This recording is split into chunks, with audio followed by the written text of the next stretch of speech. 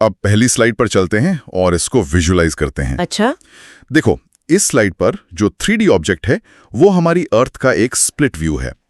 एक तरफ आधा हिस्सा बिल्कुल ग्लोइंग ऑरेंज और मोल्टन लावा से भरा हुआ है और दूसरी तरफ हमारी आज की सुंदर ब्लू अर्थ दिख रही है। ओह वाओ, ये तो एक ही फ्रेम में पूरा 4.6 बिलियन ईयर्स का ट्रांसफॉर्मेशन दिखा रहा है। एग्जैक्टली ये कॉन्ट्रास्ट दिखाता है कि हम कहां से कहां आए हैं। लेकिन सर, मुझे एक बात बताइए, इतने लंबे टाइम को हम मेजर कैसे करते हैं? I mean, क्या इसको समझना आसान है? जैसे एक साल को हम 4 मौसम में बांट देते हैं, वैसा कुछ? बिल्कुल वैसा ही कॉन्सेप्ट है। जियोलॉजिस्ट ने इतिहास को ईयॉन्स में डिवाइड किया है। वहाँ बॉटम में नीचे red exam alert box spot हो गया है। सही पकड़ा। क्वेश्चन है कि अर्थ का इतिहास मुख्य रूप से कितने भागों यानी इयॉन्स में बांटा गया है? हाँ, और सही आंसर वहां लिखा है 4 इयॉन्स। हाँ, हेडियन, आर्कियन, प्रोटियोजोइक और फेनेरोजोइक, ये 4 मेन चैप्टर्स हैं। चलो अब अगली स्लाइड की तरफ बढ़ते हैं, जहां इसकी बिल्कुल शुरुआत की कहानी है। Okay, let's see. देखो, इस स्लाइड पर जो 3D विजुअल है ना, उसमें सेंटर में एक ग्लोइंग सन है और उसके चारों तरफ धूल और पत्थर यानी डेब्री आपस में वायलेंटली टकरा रहे हैं। ये बहुत केओटिक लग रहा है। ये सोलर नेब्यूला हाइपोथेसिस और प्रोटोप्लैनेटरी डिस्क का कॉन्सेप्ट है।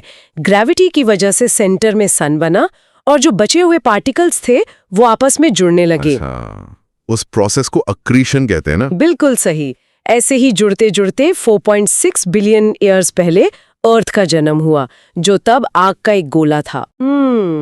और यहाँ देखो, यहाँ भी रेड एग्जाम अलर्ट बॉक्स में ध्यान देने वाली बात है। क्वेश्चन है कि अर्थ का निर्माण लगभग कितने वर्ष पूर्व हुआ था? तो सही जवाब है 4.6 बिलियन ईयर्स। राइट। चलो अब अगली स्लाइड पर चलते हैं और अर्थ के थोड़ा अंदर झांकते हैं। Okay, internal structure. देखो, इस स्लाइड पर अर्थ को ना एक प्याज यानी अनियन की तरह काट कर दिखाया गया है, जिसमें inner core, outer core, mental और क्रस्ट अलग अलग लेयर्स में दिख रहे हैं। वेट, अगर अर्थ पहले एक पिघला हुआ गोला थी तो ये सब लेयर्स अलग अलग कैसे हो गए? बहुत अच्छा सवाल है। इसको आयरन कैटास्ट्रोफी कहते हैं। Iron catastrophe? हाँ, जो हेवी मेटल्स थे ना, जैसे आयरन और निकल, वो एक्सट्रीम हीट और मेल्टिंग की वजह से सेंटर में यानी कोर में डूब गए और जो हल्के एलिमेंट्स थे वो ऊपर सतह पर आ गए। इसी मूवमेंट की वजह से हमारी मैग्नेटिक फील्ड बनी, जो आज हमारी सबसे बड़ी शील्ड है। ओह, आई सी। तभी वहां एग्जाम अलर्ट बॉक्स में एक ट्रिकी क्वेश्चन है। हाँ, क्या लिखा है वहां? क्वेश्चन है, अर्थ का आउटर कोर यानी बाह्य क्रोध किस अवस्था में है? और इसका सही आंसर है लिक्विड या तरल। एग्जैक्टली। और वही लिक्विड आयन घूमता है तो मैग्नेटिक फील्ड बनती है। चलो अब अगली स्लाइड पर चलते हैं। जमीन के अंदर तो काम हो गया, पर पानी का क्या? हाँ, so what does this all mean for water? इस स्लाइड पर देखो, बेहद भयानक ज्वालामुखी वॉल्केनोस फट रहे हैं, बिजलियां कड़क रही हैं और आसमान में बिल्कुल डार्क स्टॉर्मी क्लाउड्स हैं। ये तो बिल्कुल किसी अपोकैलिप्टिक मूवी जैसा सीन लग रहा है। हाँ, इस वक्त ना डी गैसिंग का प्रोसेस हो रहा था। वॉल्केनोज अंदर से वाटर वेपर और दूसरी गैसेस बाहर निकाल रहे थे। अर्ली एटमॉस्फेयर में CO2, मीथेन और अमोनिया बहुत ज्यादा था। Wait, I remember something surprising here. उस वक्त फ्री ऑक्सीजन बिल्कुल नहीं थी, राइट? एकदम जीरो। अगर आप वहां जाते तो सांस ही नहीं ले पाते। वाओ।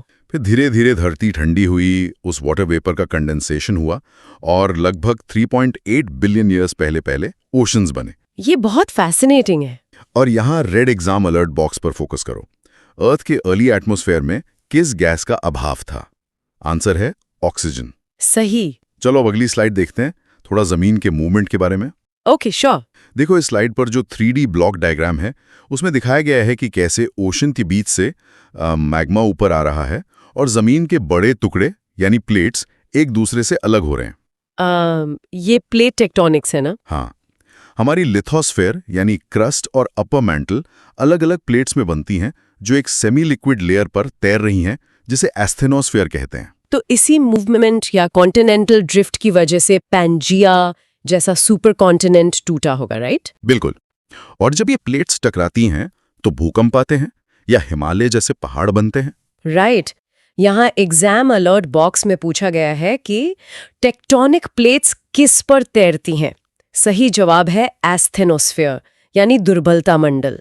चलो अब अगली स्लाइड पर आते हैं जहां पूरा टाइम टेबल समझाया गया है। The geological time scale. हाँ, यहाँ इस टेबल विजुअल को डिकोड करते हैं जो इयॉन, एरा, पीरियड और एपोक में डिवाइडेड है। पर सर ये इतने कॉम्प्लेक्स नाम है, ये चारों इयॉन्स को याद रखने का सबसे आसान तरीका क्या है? दिमाग घूम जाता है इसमें। I get it. इसको ऐसे याद रखो, सबसे पहले हेडियन जहां सब टॉक्सिक था, नो लाइफ। फिर आया आर्कियन जहां सिंगल सेल्ड लाइफ आई। उसके बाद प्रोटेरोजोइक जहां ऑक्सीजन आई। और फाइनल है फेनोरोजोइक जिसमें कॉम्प्लेक्स लाइफ, डायनासोर्स और हम लोग आए। Oh, that makes so much sense. और देखो नीचे रेड एग्जाम अलॉट पर नजर डालो। जीवन का स्पष्ट उद्भव यानी प्रोलिफरेशन ऑफ कॉम्प्लेक्स लाइफ मुख्य रूप से किस इयॉन में हुआ? जवाब है फेनेरोजोइक। परफेक्ट। चलो अब अगली स्लाइड पर चलते हैं, लाइफ की ऑफिशियल एंट्री पर। The first science of life, finally. देखो इस स्लाइड पर डीप ओशन के अंदर glowing green single celled bacteria तैर रहे हैं एक हाइड्रोथर्मल वेंट के पास। ये वेंट्स तो मतलब बिल्कुल उबलते हुए पानी के चश्मे जैसे होते हैं ना समुद्र के नीचे। हाँ, लगभग 3.5 बिलियन ईयर्स पहले आर्कियन इयॉन में लाइफ यहीं शुरू हुई, क्योंकि उस वक्त लैंड बहुत गर्म थी और यूवी रेज सीधे आती थी, इसलिए ओशन एक बहुत सेफ जगह थी। अच्छा, और उन बैक्टीरिया को सांस लेने के लिए? वो पहले जीव एनारोबिक थे, उन्हें जिंदा रहने के लिए ऑक्सीजन की जरूरत ही नहीं थी। वो इन वेंट्स के केमिकल से एनर्जी बनाते थे। वाइन ब्लोइंग। और red exam alert box check करो, यहाँ अर्थ पर जीवन की शुरुआत सबसे पहले कहाँ हुई? आंसर ओशंस में, यानी महासागरों में। चलो अब अगली स्लाइड देखते हैं। Here's where it gets really interesting. Okay. इस स्लाइड पर लाल रंग के पानी में से ब्लू बबल्स ऊपर उठ रहे हैं, जो साइनोबैक्टीरिया से निकलने वाली ऑक्सीजन को दर्शाते हैं। साइनोबैक्टीरिया मतलब ब्लू ग्रीन एल्गी, राइट? हाँ, 2.4 बिलियन ईयर्स पहले इन्होंने फोटोसिंथेसिस करना शुरू किया। इन्होंने ऑक्सीजन बनाई, जिससे एटमॉस्फेयर में ओजोन लेयर का निर्माण हुआ। लेकिन सर इसमें एक बहुत बड़ा ट्विस्ट है ना? हाँ बिल्कुल। ये ऑक्सीजन तो उन पुराने एनारोबिक जीवों के लिए बिल्कुल जहर की तरह थी। उनके लिए तो फ्री ऑक्सीजन टॉक्सिक थी। एग्जैक्टली। उस ऑक्सीजन ने पहले से मौजूद लाइफ को मारना शुरू कर दिया, जिससे अर्थ का पहला मास एक्सटिंक्शन हुआ। वाओ, लाइफ ने लाइफ को खत्म किया। हाँ, और एग्जाम अलर्ट क्या कह रहा है यहाँ? ग्रेट ऑक्सीजन इवेंट के लिए मुख्य रूप से कौन जिम्मेदार था? सही जवाब सियानोबैक्टीरिया। Got it. चलो अब अगली स्लाइड की तरफ बढ़ते हैं। The Cambrian explosion. देखो इस स्लाइड पर जो ओशन का सीन है ना, वो अचानक से बहुत सारे अजीब और कॉम्प्लेक्स कीड़े मकोड़े और ट्राइलोबाइट से भर गया है। ये एक्सप्लोजन लिटरल नहीं था ना? नहीं, 541 मिलियन ईयर्स पहले फेनेरोजोइक इयॉन के शुरू में लाइफ का अचानक से तेजी से विकास हुआ। इसे कैम्ब्रियन एक्सप्लोजन कहते हैं। पहली बार जीवों में हार्ड शेल्स, आंखें और हंटिंग स्किल्स डेवलप हुए। प्रेडेटर प्रे डायनामिक्स यहीं से शुरू हुए थे। और एग्जाम अलर्ट बॉक्स देखो, जटिल बहुकोशिकीय जीवन के अचानक और तीव्र विकास को क्या कहा जाता है? Answer Cambrian explosion. सही। चलो अब अगली स्लाइड पर चलते हैं। अब लाइफ पानी के बाहर आ रही है। ओह, जमीन पर लाइफ। ये स्लाइड पर विजुअल देखो। एक प्रिमिटिव, थोड़ा छिपकली जैसा एम्फिबियन पानी से बाहर निकलकर एक हरा भरा जंगल जैसी जमीन पर कदम रख रहा है। ये पॉसिबल इसलिए हुआ क्योंकि ओजोन लेयर ने यूवी रेडिएशंस को ब्लॉक कर दिया था, है ना? बिल्कुल। करीब 350 मिलियन ईयर्स पहले लोब फिन मछलियों के फिन पैरों में और गिल्स फेफड़ों यानी लंग्स में बदल गए। एम्फिबियंस जमीन पर आए, पर एक प्रॉब्लम थी। क्या? उन्हें अंडे देने के लिए अभी भी पानी चाहिए था। वो पूरी तरह से लैंड पर सर्वाइव नहीं कर सकते थे बिना पानी के। राइट। जैसे मेंढक आज भी करते हैं। और रेड एग्जाम अलर्ट यहां बताता है, जमीन पर कदम रखने वाले पहले रीढ़ की हड्डी वाले यानी वर्टिब्रेट्स जीव कौन थे?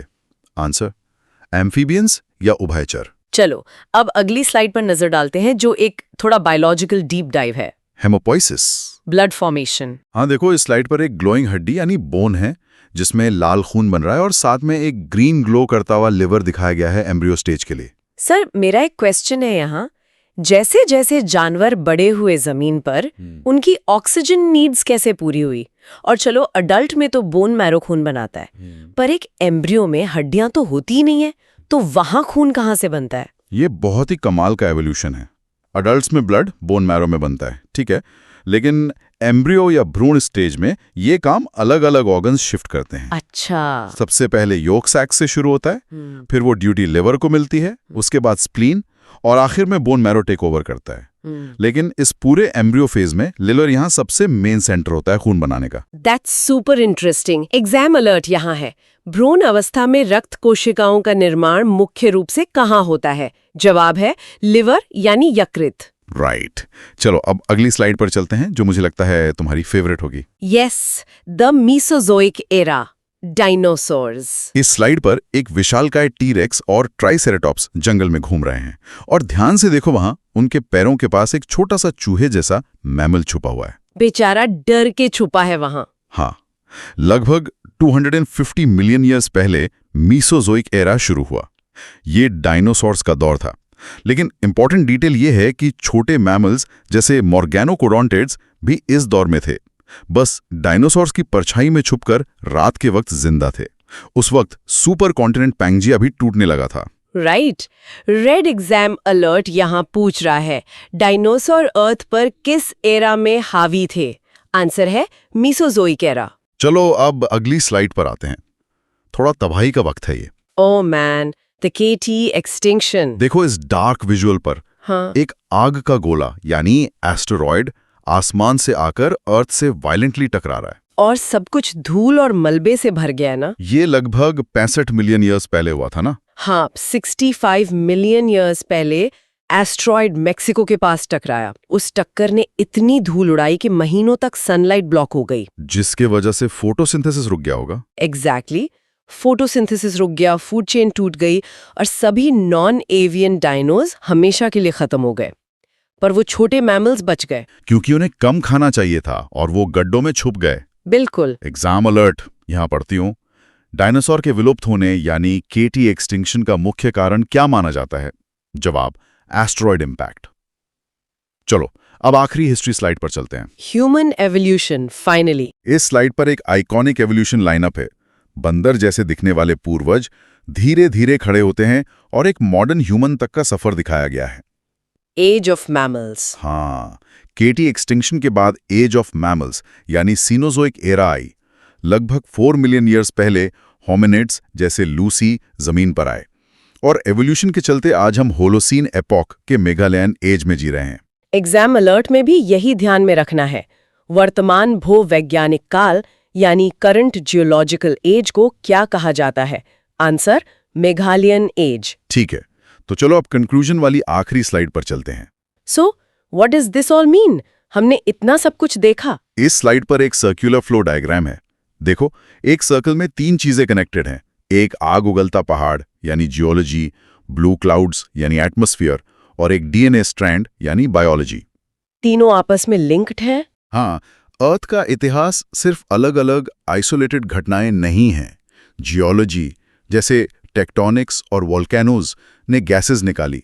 एटमॉस्फेयर में डीगैसिंग से मौसम और ओजोन बनी। और इन दोनों ने मिलकर बायोलॉजी यानी जीवन को ओशन से निकालकर जमीन पर लाया और हम इंसानों तक पहुंचाया। एग्जैक्टली, ये एक परफेक्ट फीडबैक लूप है। Last red exam alert box यहाँ पर यही बता रहा है, अर्थ का विकास किन प्रणालियों की निरंतर इंटरैक्शन का परिणाम है? आंसर, जियोलॉजी, एटमॉस्फेयर और बायोलॉजी। बिल्कुल सही। वाओ, मतलब ये पूरा 4.6 बिलियन ईयर्स का सफर। थोड़ा हैवी बट कितना फैसिनेटिंग था। सोचिए, अर्ली टॉक्सिक गैसों ने जीवन को पॉसिबल बनाया और उस मैस एक्सटिंक्शन वाले एस्ट्रॉइड टक्कर ने लिटरली इंसानों के लिए जमीन पर आने का रास्ता खोला। सही में। और इस पर एक आखिरी विचार छोड़ता हूं मैं सबके लिए।